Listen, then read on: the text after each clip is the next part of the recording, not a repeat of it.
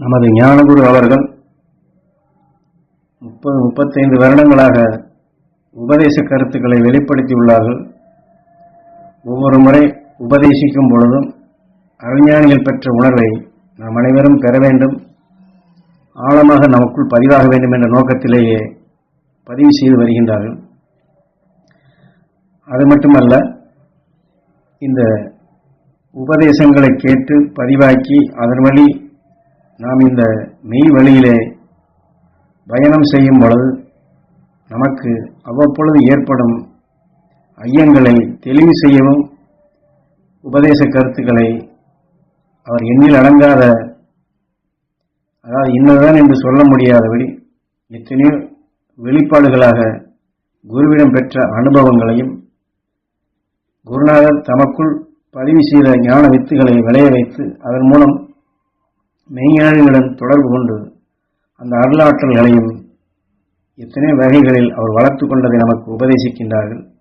அவை இந்த உபதேசத்திலும் அதை போன்றுதான் சுட்டி காட்டுகின்றார்கள். எம்முடைய உபதேசத்தை நீங்கள் கேட்டு அதன் வழி கடைப்பிடித்து வழி நடந்து கொண்டிருந்தாலும் உங்கள் உடலுக்குள் எத்தனையோ குணங்கள் எதிர்ப்பு உணர்வுகளை காட்டும். ஆனால் ஆரம்பத்தில் நாம் இந்த தியானத்தை கடைப்பிடிக்கும் பொழுது எத்தனையோ ஆர்வம் கொண்டும் ஆசை கொண்டும் நாம் இதை செயல்படுத்தி இருப்போம். ஆனால் இந்த உணர்வுகள் வளர வளர குருநாதர் சொன்னது போன்று இது வழி நடந்து கொண்டிருக்கும் பொழுது உடலுக்குள் ஏற்கனவே இதற்கு முந்தி நாம் வளர்த்து கொண்ட வினைகள் அதனுடைய எதிர்ப்புணர்வுகளையும் காட்டத்தான் செய்யும். அவ்வாறு அந்த எதிர்ப்புணர்வுகளை காட்டக்கூடிய நிலைகளை நாம் தெளிவு கொள்ளும் அவசியம், அதற்குண்டான விளக்க உரைகள் வேண்டும். ஆக அதில் ஏற்படும் சந்தேக உணர்வுகளை நீக்கும் நிலையாகத்தான் திரும்ப திரும்ப யாம் உபதேசிப்பது என்று சொல்லுகின்றார். அந்த குறைகளை நிவர்த்தி செய்வதற்காக மெய்ஞானிகள் பெற்ற உணர்வுகளை மீண்டும் மீண்டும் ஆழமாக பதிவு செய்யும் பொழுது இதுவே உங்களுக்கு வழிகாட்டியாக அமையும். என்னால் வழிகாட்டக்கூடிய குருவாக ஞானகுரு இருந்தாலும் அந்த உணர்வுகள் நமக்குள் சிறுக சிறுக சிறுகேற்றப்பட்டு வலுவேற்றப்பட்டு அந்த அணுக்குள் நமக்குள் விளைந்து விட்டால் அந்த ஒவ்வொரு அணுவுமே அது குருவாக மாறி நம்மை சரியான பாதையிலே அழைத்து செல்லும். அந்த உணர்வின் ஞானங்கள் நமக்குள் வரும். அது நமக்குள் நடக்கக்கூடிய நிகழ்ச்சிகளை உள்பொருளை நாம் காண முடியும், நல்லதை பெற முடியும். அது நீங்கள் எல்லோரும் அந்த உள்பொருளை அறியக்கூடிய அந்த சக்தி பெற வேண்டும் என்று நம்பிக்கையிலே தான் நான் உபதேசிக்கிறேன் என்று சொல்லுகின்றார். குருநாதர் எமக்கு காட்டிய அருள் வழிப்படி என்னை விழித்திருக்க செய்த, அதாவது கவனமாக இருக்க செய்த அந்த நிலைகளை நீங்களும் விழித்திருந்தே தீமைகள் புகாது தடுத்திடும் ஆற்றலை பெற வேண்டும்.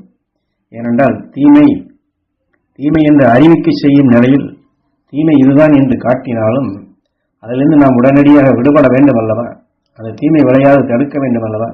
அந்த தீமைகளை அகற்றிடும் சக்தி பெற வேண்டும் அல்லவா?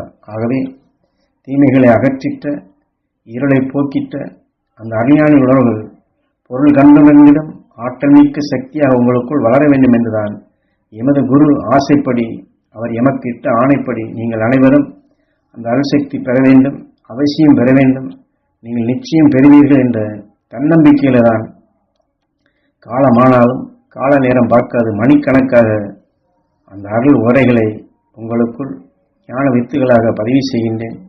உயர்ந்த சக்தியை பெற வேண்டும் என்ற இயக்கத்துடன் உங்கள் நல்ல உணர்வுடன் நல்ல குணங்களுடன் அறிஞானி உணர்வை இணைத்து இணைத்து இணைத்து ஈஸ்வரப்பட்டருடைய அருள் ஆசைப்படி, அவருடைய அருள் ஆசிப்படி, அவருடைய அருளை நீங்கள் பரிபூர்ணமாக பெற வேண்டும் என்ற நோக்கத்திலேயே இதையெல்லாம் தெளிவுபடுத்தி கொண்டு வருகின்றேன்.